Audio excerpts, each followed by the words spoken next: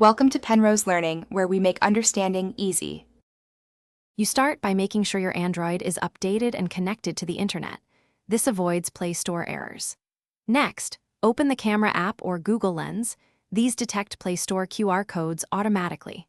Once the viewfinder is active, point the lens at the code and keep the phone steady about 8 to 12 inches away so autofocus locks. If scanning doesn't start, switch to Google Lens mode or enable QR scanning in camera settings. This prepares. Once the QR is detected, you'll see a small card or prompt with the Google Play icon or link. Tap that immediately.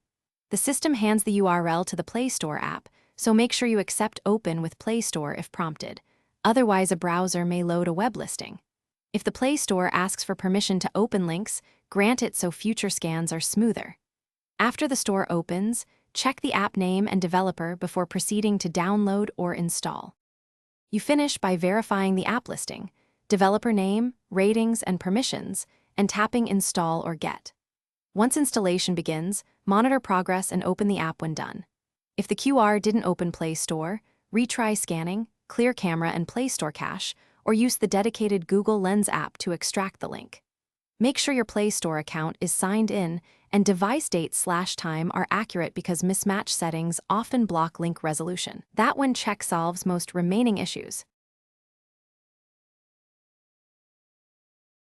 Thanks for watching. If this was helpful, leave a like and consider subscribing. See you next time.